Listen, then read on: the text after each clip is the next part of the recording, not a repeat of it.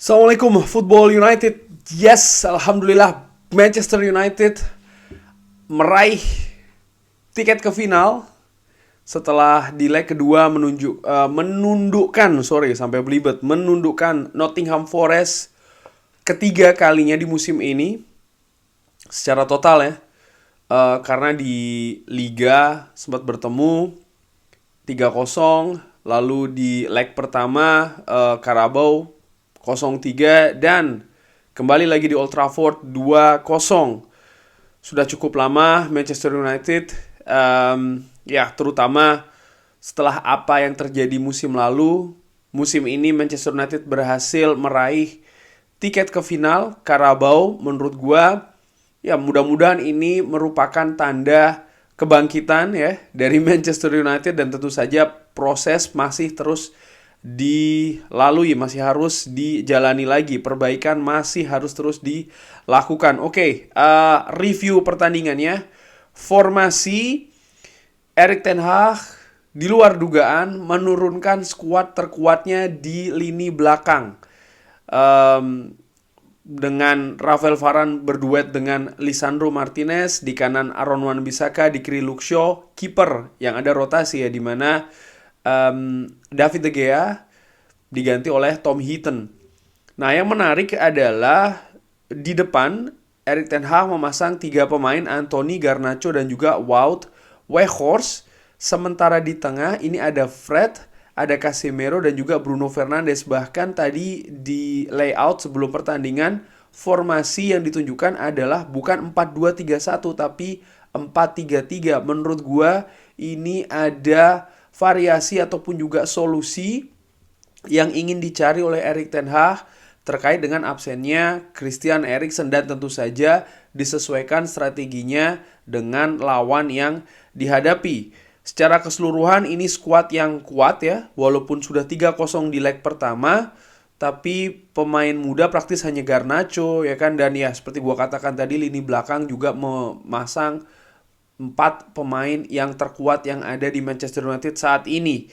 Dan kabar bagus tadi juga di awal pertandingan, Anthony Martial dan Jadon Sancho sudah ada di bench.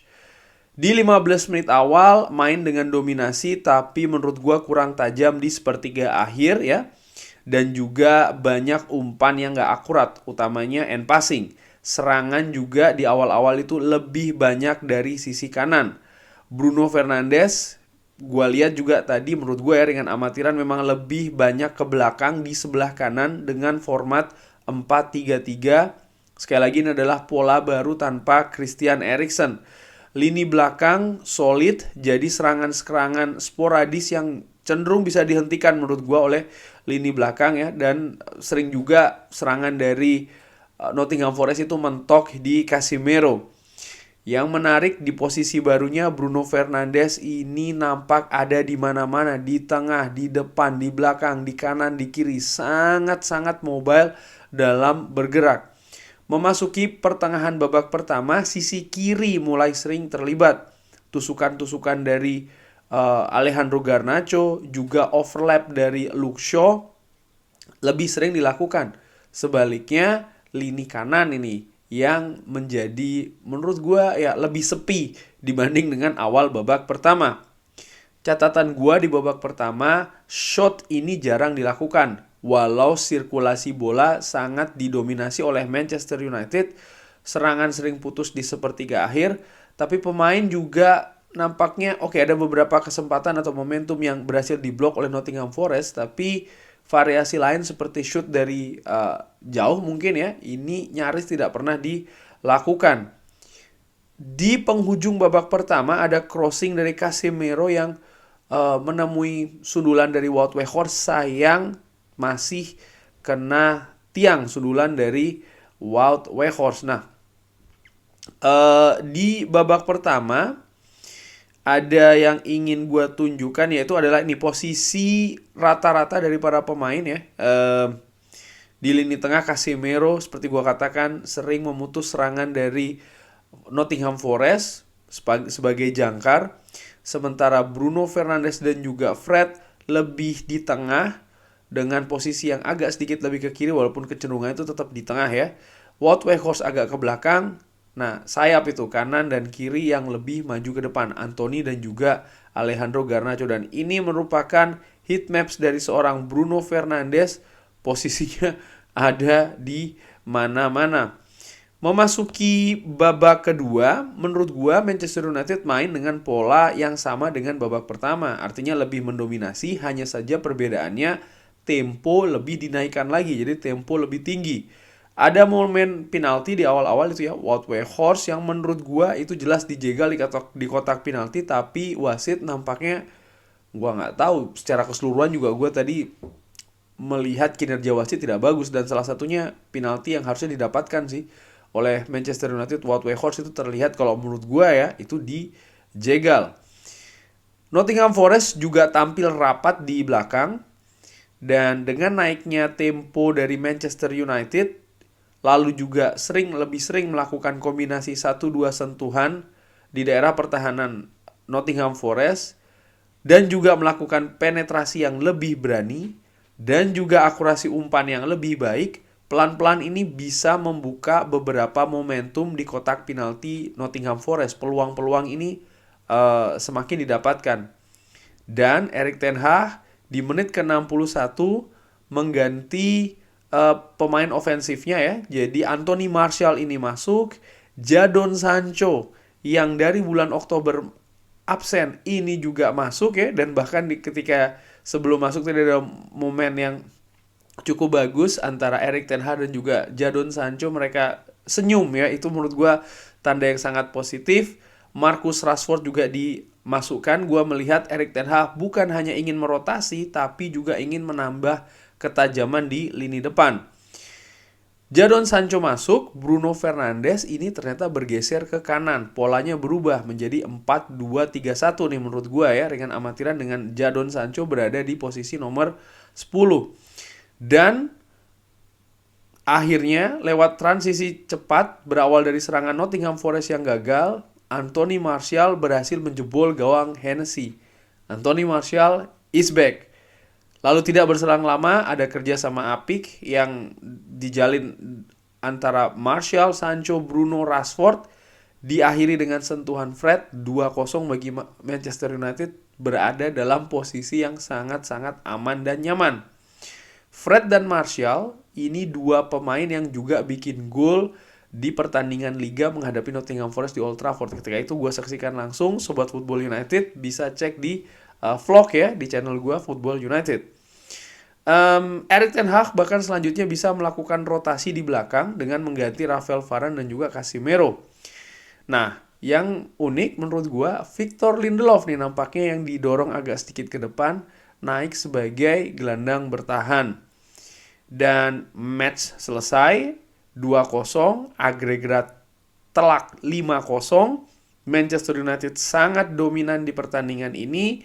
Ada perbedaan gaya main antara dan juga ketajaman ya lini depan antara babak pertama dan juga babak kedua. Secara keseluruhan menurut gua strategi dari Erik ten Hag berhasil. Manchester United mendominasi, mendikte, menang, memastikan tiket ke final.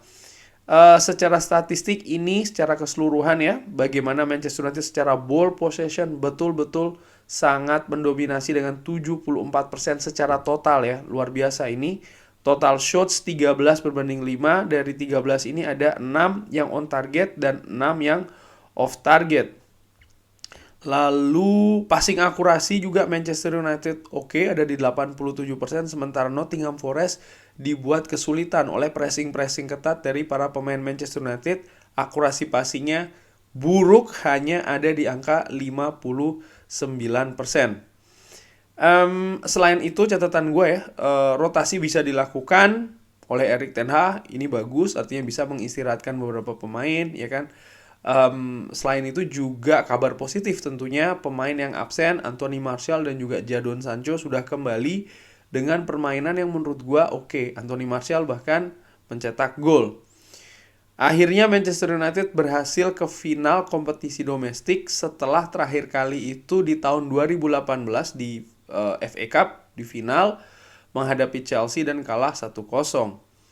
Di musim pertama Erik ten Hag ya, yang bahkan belum mencapai 1 tahun loh ya, Erik ten Hag ada di Manchester United, sudah bisa membawa ke final dengan sekarang peluang yang lebih besar lagi untuk mendapatkan trofi pertama ya bagi Erik ten Hag. Dan menurut gua ini penting. Bukan hanya soal trofi dari Carabao yang pernah gue bahas juga di channel gue, dari 4 kompetisi yang diikuti mungkin Carabao ini yang paling bawah levelnya, tapi trofi ini atau ya tiket final ini paling tidak ini penting untuk proses, karena ini merupakan jelas ya langkah demi langkah, step demi step yang dilalui dalam proses itu sendiri. Untuk apa? Untuk mengembalikan Manchester United ya ke pada seperti kayak musim-musim sebelumnya, lebih bagus lagi, bahkan bisa ikut bersaing ya kan. Dan ini semua kan diawali dengan ya langkah demi langkah, step demi step, dan gua melihat lebih ke sana sih. Jadi bahkan diraihnya tiket final ini sudah menunjukkan ada arah yang positif paling tidak, dan akan semakin bagus kalau bisa meraih trofi. Dan di final sudah dinantikan oleh Newcastle. Menurut gue lawan berat juga. Newcastle tentunya juga punya ambisi. Mereka tidak sering berada di final di kompetisi yang diikuti, dan mereka juga pasti ingin untuk mengakhirinya dengan trofi. Newcastle dan juga Manchester United sudah pernah bertemu di pertandingan Liga di Old Trafford. Kala itu pertandingan berakhir dengan imbang 0-0, bahkan pertandingannya juga cukup ketat ya. Jadi menurut gua ya final nanti akan menjadi tantangan bagi kedua tim. Terima kasih sudah menyaksikan. Manchester United berhasil meraih tiket ke final. Gua secara ringan amatiran sebagai fans Manchester United ya sangat happy, terutama kalau melihat apa yang terjadi musim lalu. Ternyata di musim ini Manchester United sudah bisa berada di final di salah satu kompetisi yang diikuti. Bagaimana menurut Sobat Football United pertandingan tadi? Sekarang Manchester United sudah di final. Bagaimana pendapatnya? Drop di kolom komen. Oh ya, man of the match pertandingan tadi, walaupun gol diciptakan oleh Anthony Martial dan juga Fred, tapi gue melihat, menurut gue ya dengan amatiran, man of the match-nya ada di seorang Bruno Fernandes yang secara cair ya, bergerak dengan tanpa henti di posisi barunya. Di babak pertama ada di mana-mana, di babak kedua setelah digeser ke sebelah kanan, nampak serangan Manchester United juga lebih deras lagi dari sisi kanan dan juga sisi kiri. Dan ya dengan tidak adanya Eriksen, menurut gue ada perbedaan tentu saja di lini tengah, tapi Bruno Fernandes memainkan peran yang berbeda dengan kalau ada Christian Eriksen. Dia nampak bekerja juga lebih keras ya, tentunya juga dengan pemain lain seperti Casemiro dan juga lain-lain. Tapi gue melihat bagaimana kontribusi di permainan secara keseluruhan dari seorang Bruno Fernandes tadi sangat bagus, sehingga menurut gue ya dengan amatiran sebagai man of the match-nya. Sekarang Sobat Football United, pendapatnya bagaimana soal pertandingan tadi? Man of the match-nya siapa? Drop di kolom komen. Sudah malam, insya Allah waktunya gue istirahat. Jangan lupa like, sholat, subscribe. Wassalamualaikum warahmatullahi wabarakatuh. Glory, glory Manchester United.